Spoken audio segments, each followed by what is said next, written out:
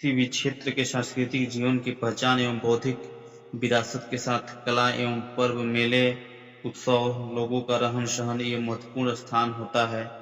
कला की दृष्टि से बिहार का इतिहास काफी ही बहुआयामी एवं समृद्ध रहा है। बिहार के कला के इतिहास में स्थापत्य कला, मूर्ति कला, चित्रकला अद्भुत अद्भुत रहा है। आधुनिक काल में यह परंपरा संगीत, नृत्य, पर्व त्योहार आदि के रूप में अधिक विकसित हुई है। आगे देखते हैं कि बिहार में कला के जो रूप है, इसमें स्थापत्य कला है, चित्रकला है, संगीत कला है, नृत्य एवं लोक नाट्य कला है, पर्व त्योहार है और मेले हैं। तो सबसे पहले हम लोग स्थापत्य कला को देखेंगे।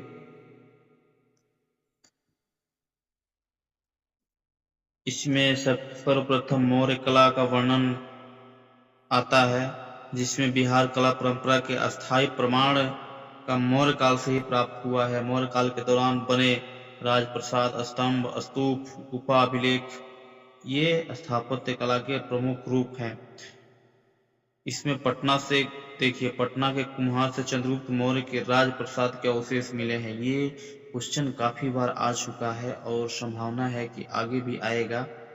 ठीक है, ऐसे क्वेश्चन पूछता है कि राजप्रसाद के जो है वो किस काल से संबंधित है। जो कुम्हार से मिले हुए हैं तो वो चंद्रगुप्त मौर्य के राजप्रसाद है, जो कि कुम्हार से मिला हुआ है,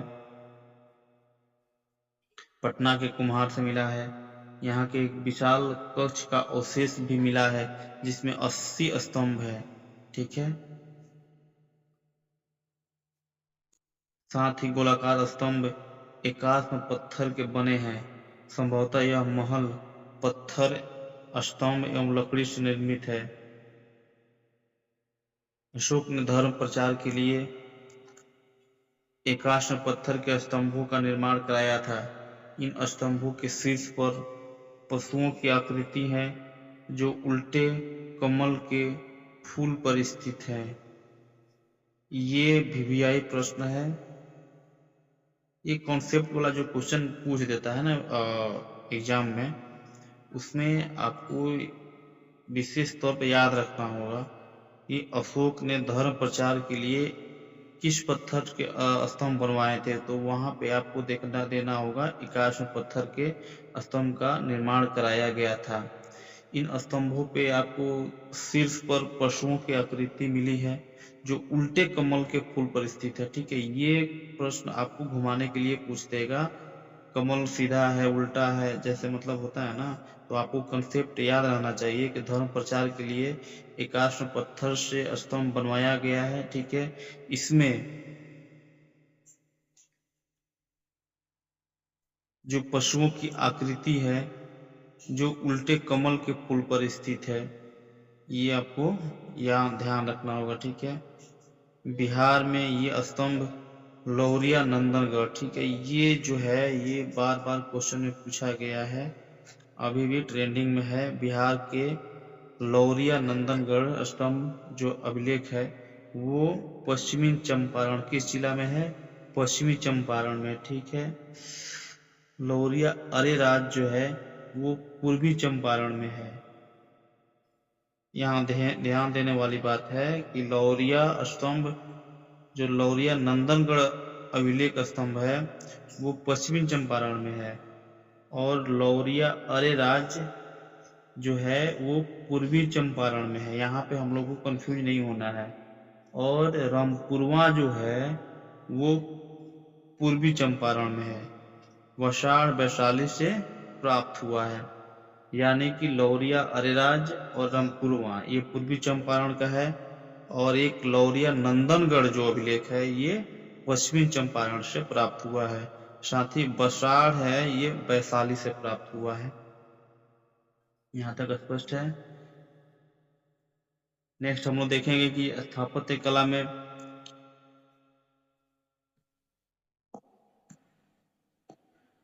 ये एकाश्म स्तंभ जो चुनार के धूसर बालू से निर्मित है, इन पर सुंदरता के लिए पॉलिश का उपयोग किया गया है। ये आजीविका संप्रदाय के अनुयायियों के लिए अशोक एवं उनके पौत्र दशरथ के द्वारा बराबर एवं नागार्जुन की पहाड़ियों में गुफा का निर्माण करवाया गया था। गुफा के भीतरी भाग पर चमकीली पॉलिश का उपयोग किया गया है। मौर्य काल में नेक्स्ट देखेंगे, मौर्य काल में जो मूर्ति के अवशेष है वो पटना एवं उसके आसपास से प्राप्त हुए हैं। पटना में यक्ष की 2 मूर्तियां प्राप्त हुई है। ये हल्के भूरे रंग बालू के पत्थर से निर्मित है। वहीं देखेंगे पटना के लोहानी से पुरुषों के नग्न रूप की 2 मूर्तियां प्राप्त हुई हैं, जिससे यह संभावना व्यक्त की जा रही है कि यह जैन तीर्थंकरों की मूर्तियां हैं। इनका निर्माण जैन शैली में कैवसर्ग मुद्रा में हुआ है। ठीक है, नेक्स्ट देखेंगे हम लोग स्थापत्य कला में पटना सिटी के दीदारगंज से एक स्त्री की मूर्ति मिली है, जिसको कि यक्षी या स्त्री रत्न का नाम दिया गया है। यह प्रश्न आपको एग्जाम में देखने को मिल सकता है। यह बालू पत्थर से बनी हुई है। ठीक है, नारी के सूक्ष्म शारीरिक सौंदर्य का को प्रदर्शित कर रही है।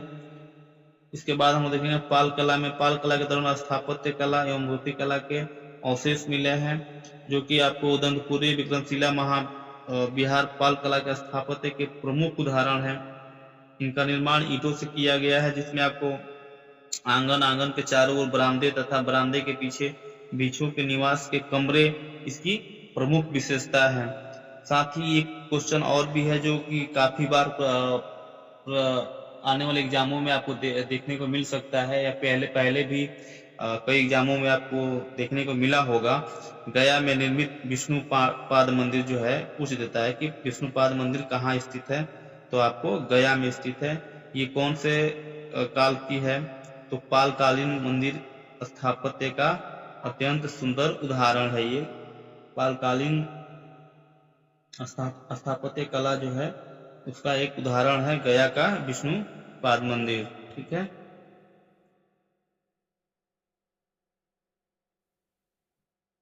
गया में निर्मित विष्णुपाद मंदिर पालकालीन स्थापत्य का एक सुंदर उदाहरण है।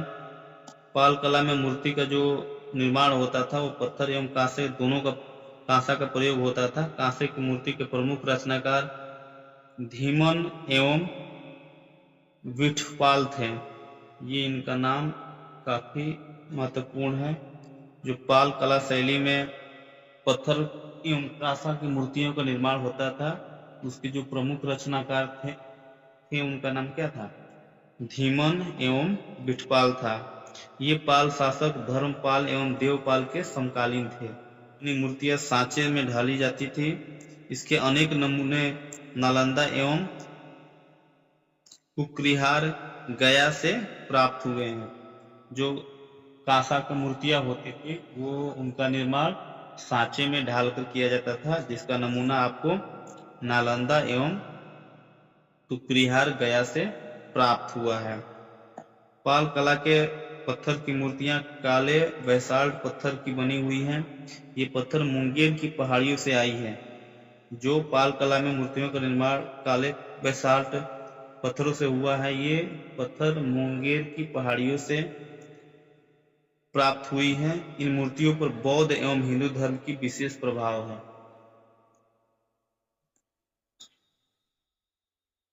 नेक्स्ट हम लोग देखेंगे मध्यकालीन स्थापत्य कला। इसमें आप देखिएगा जो तुर्क काल से सबसे महत्वपूर्ण इमारत जो है बिहार शरीफ स्थित मलिक इब्राहिम या मलिक बया का जो मकबरा है, इसका निर्माण 1353 ईस्वी में हुआ था। इस पर तुगलक शैली का प्रभाव है। तुगलक शैली का प्रभाव है जो बिहार शरीफ में स्थित मलिक इब्राहिम या मलिक बया का जो मकबरा बना हुआ है, इस पर तुगलक शैली का प्रभाव है, जो कि आपको 1353 ईस्वी में बना था। उसके बाद देखेंगे अफगान शैली का सर्वश्रेष्ठ नमूना शेर शाह का मकबरा है। ठीक है, शेर शाह का जो मकबरा है वो किस शैली से बना हुआ है, तो अफगान शैली से बना हुआ है। इसका निर्माण सासाराम में हुआ है, जो 1545 ईस्वी के मध्य हुआ था। झील के मध्य अष्टकोणीय आकार का यह मकबरा एक चबूतरे पर बना हुआ है जिसके चारों तरफ सीढ़ियां हैं। इसके छत एक बृहद गुंबद है। इसके अतिरिक्त सासाराम में हसन खां एवं इस्लाम शाह का भी मकबरा है। सासाराम में आपका हसन शाह, इस्लाम शाह का भी मकबरा है और शेर शाह सूरी का भी मकबरा है, जो कि सासाराम में है। 1545 ईस्वी में इसका निर्माण हुआ था। इसमें देखेंगे हम लोग कि मुगल शैली का भी कुछ इमारतों का निर्माण हुआ है।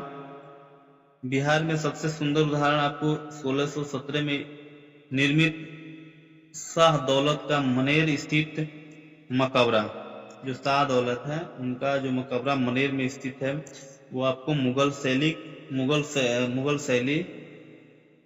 की इमारतों का एक सुंदर उदाहरण है, जिसे जहांगीर के शासनकाल में बिहार के प्रांतपति इब्राहिम खां काकर ने बनवाया था। इसका निर्माण लाल बालू पत्थर से हुआ है। सुंदर जालियां हैं, ऊंचा चबूतरा, भव्य गुंबद इसके प्रमुख आकर्षण के केंद्र हैं। हम लोग यूरोपीय जो स्थापत्य कला शैली का निर्माण बिहार में हुआ है, इसमें आपको गौथिक शैली से पटना समाहरणालय, पटना कॉलेज भवन, बांकीपुर का चर्च एवं पटना सिटी स्थित पादरी की हवेली प्रमुख उदाहरण है। ये कौन से कला शैली के हैं? तो गौथिक कला शैली के उदाहरण है। जो पटना कलेक्ट्रेट है, पटना कॉलेज है, बांकीपुर का चर्च एवं पटना सिटी में जो पादरी की हवेली है, ये प्रमुख उदाहरण है। इस पर हॉलैंड शैली का प्रभाव है। इस पर क्या है? हॉलैंड शैली का प्रभाव है।